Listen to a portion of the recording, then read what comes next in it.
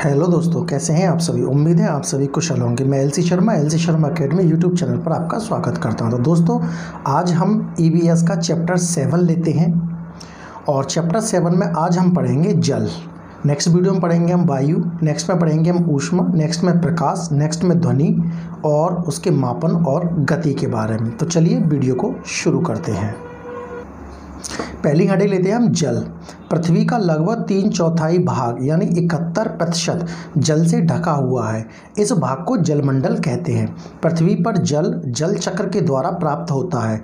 जब समुद्रों, महासागरों, नदियों, तालाबों, झरनों का जल सूर्य की गर्मी यानी ताप से गर्म होकर आसमान में जाता है, तब बादलों का निर्माण होता है। बादलों से फिर बारिश यानी वृष्टि होती है और यह बारिश यानी वृष्टि बर्फ के रूप में, ओलों के रूप में या फिर पानी यानी वर्षा के रूप में होती है।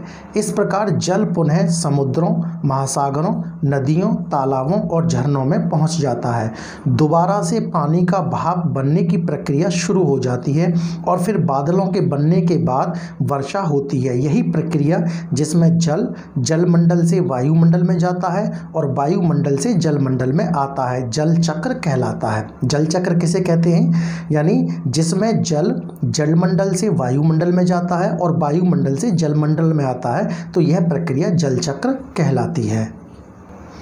अब हम नेक्स्ट हेडिंग लेते हैं दोस्तों, जल का महत्व। तो जल का क्या क्या महत्व है, चलो देखते हैं। जल सभी जीव जंतुओं की आधारभूत जरूरत है। मनुष्य के शरीर का लगभग 70% भाग जल से बना है। मनुष्य को अपने विभिन्न कार्यों जैसे खाना पकाने, कपड़े धोना, साफ सफाई करना आदि के लिए जल की जरूरत होती है। मनुष्य को पाचन प्रक्रिया में, उत्सर्जन प्रक्रिया में और अपने शरीर के तापमान को नियंत्रित रखने के लिए जल की आवश्यकता होती है। जल को भी अपने विभिन्न प्रक्रियाओं के लिए जल की जरूरत, जानवरों को भी अपनी विभिन्न प्रक्रियाओं के लिए जल की जरूरत होती है। पौधों को भी खाना बनाने, खनिजों के संवहन, बीजों के अंकुरण आदि के लिए जल की जरूरत होती है। कुछ जीव जंतु, पेड़ पौधे तो जल में ही रहते हैं। कृषि यानी खेती करने के लिए भी जल की ज़रूरत होती है। जल से बिजली भी बनाई जाती है। कई उद्योग जैसे कागज़ मिल, स्टील संयंत्र, उर्वरक आदि को भी जल की ज़रूरत पड़ती है। अब हम नेक्स्ट हेडिंग लेते हैं दोस्तों, जल के स्रोत एवं वितरण। जल 3 रूपों में पाया जाता है, ठोस, तरल और गैस के रूप में। यानी गैस यानी भाप और वाष्प के रूप में पाया जाता है। ठोस रूप में जल बर्फ के रूप में पाया जाता है। तरल रूप में जल समुद्र, महासागरों, नदियों, तालाबों, झरनों, जमीन के अंदर आदि में पाया जाता है। भाप के रूप में जल आसमान में पाया जाता है। इसे आर्द्रता यानी नमी कहते हैं और इसको हाइग्रोमीटर से नापा जाता है। नेक्स्ट हम लेते हैं दोस्तों, जल का वितरण। जल का वितरण निम्नलिखित है। महासागरों और समुद्रों में जो कि लवणीय जल होता है और जो अनुपयोगी होता है, जिसका हम उपयोग नहीं कर सकते, 97% जल पाया जाता है। बर्फ़ के रूप में जो जल है पृथ्वी पर, वो अलवणीय है और वो भी अनुपयोगी है, 2% पाया जाता है। भूमिगत जल, नदियों का जल, झीलों आदि का जल जो कि अलवणीय है और उपयोगी है, 1% जल है। नोट: जो उपयोगी जल 1% हमारे उपयोग के लिए उपलब्ध है, उसका हम सिर्फ 0.006% ही उपयोग करते हैं। पीने के लिए सुरक्षित पानी को पीने योग्य पानी कहते हैं। नेक्स्ट हेडिंग लेते हैं हम दोस्तों, जल प्रदूषण और जल प्रदूषण के कारक एवं हानि। जल में ऐसे पदार्थों का मिलना जिनसे जीव जंतुओं और पेड़ पौधों को नुकसान पहुंचे, जल प्रदूषण कहलाता है। जल प्रदूषण के कई कारण हैं जो कि निम्नलिखित हैं। घरों से निकलने वाला कचरा, मल मूत्र इत्यादि, यह जल प्रदूषण का कारण है। नेक्स्ट कारण है उद्योगों, फैक्ट्रियों, कारखानों से निकलने वाला कचरा, रसायन, गर्म जल आदि, यह भी जल प्रदूषण का कारण है। कपड़े धोने के लिए डिटर्जेंट जो साबुन झाग बनाते हैं का प्रयोग भी जल प्रदूषण का कारण है। खेतों में रासायनिक खादों यानी उर्वरकों का प्रयोग भी जल प्रदूषण का कारण बनता है। खरपतवार नाशकों और कीटनाशकों का प्रयोग भी जल प्रदूषण का कारण बनता है। जल जल स्रोतों में मरे हुए जीव जंतुओं को फेंकना, ये भी जल प्रदूषण का कारण है। नदियों का प्रदूषण स्तर यानी BOD, जिसको हम कहते हैं बायोकेमिकल ऑक्सीजन डिमांड में मापा जाता है। जो नदियों का प्रदूषण जल है उसको BOD में नापा जाता है, और BOD की फुल फॉर्म होती है बायोकेमिकल ऑक्सीजन डिमांड। तो BOD 5 का अर्थ है biochemical oxygen demand in 5 days. Next हम हेडिंग लेते हैं दोस्तों, जल प्रदूषण से हानियाँ। इनसे क्या क्या हानियाँ होती हैं। जल प्रदूषण यानी दूषित जल से पेचिस, डायरिया, टाइफाइड जिसको मियादी बुखार कहते हैं, पीलिया और हैजा जैसे रोग हो सकते हैं।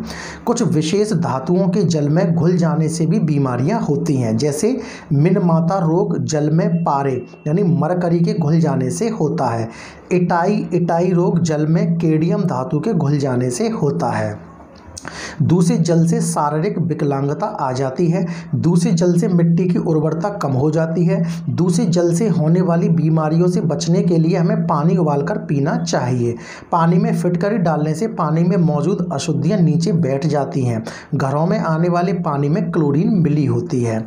नोट यानी विशेष बात, गंगा एक्शन प्लान का उद्देश्य गंगा नदी के जल की गुणवत्ता सुधारना है। पूछा जा सकता है कि गंगा एक्शन प्लान का क्या उद्देश्य था, तो गंगा एक्शन प्लान का उद्देश्य था गंगा नदी के जल की गुणवत्ता को सुधारना। अब दोस्तों हम नेक्स्ट हेडिंग लेते हैं, जल संरक्षण यानी वाटर कंजर्वेशन। जल एक अमूल्य वस्तु है, जल के बिना जीवन असंभव है। जल हमारी कई गतिविधियों के लिए आवश्यक है। वर्षा ही जल का मुख्य स्रोत है, इसलिए वर्षा के जल को हमें नालियों में व्यर्थ बहने नहीं देना चाहिए। इस जल को संग्रहित करके रखना चाहिए। वर्षा के जल को हम निम्नलिखित तरीकों से इकट्ठा करके रख सकते हैं। पहला है छत के ऊपर वर्षा जल संग्रहण। वो कैसे करेंगे?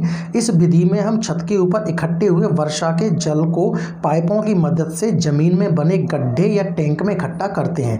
इकट्ठे किए गए पानी को हम बाद में उपयोग कर सकते हैं। दूसरी विधि में हम सड़कों पर हुई बारिश के पानी को सड़कों के किनारे बनाए गए नालियों, गड्ढों के द्वारा जमीन में जाने देते हैं। नेक्स्ट है जिससे जमीन के नीचे पानी का स्तर बढ़ जाए या फिर पाताल तोड़ कुआं का निर्माण करते हैं। नेक्स्ट, जल को संरक्षित करने के लिए हम व्यक्तिगत तौर पर कम उपयोग, पुनः उपयोग और पुनः चक्रण तरीके अपना सकते हैं। नोट विशेष बात, प्रत्येक वर्ष 22 मार्च को विश्व जल दिवस मनाया जाता है। तो विश्व जल दिवस कब मनाया जाता है? 22 मार्च को प्रत्येक वर्ष मनाया जाता है। जल प्रदूषण यानी निवारण और नियंत्रण अधिनियम 1974 में पारित हुआ था। तो जल प्रदूषण अधिनियम कब पारित हुआ था? 1974 में। नेक्स्ट हेडिंग लेते हैं हम दोस्तों, जल संरक्षण से संबंधित कुछ संस्थाएं। पहली संस्था है तरुण भारत संघ संस्था।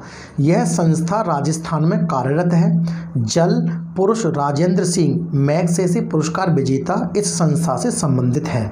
इस संघ का कार्य जल संचयन संरचनाओं जैसे जोहड़ कुओं, सीढ़ीदार कुओं यानी बावड़ी आदि का पुनर्निर्माण एवं निर्माण करना है। दूसरा संघ है भीम संघ।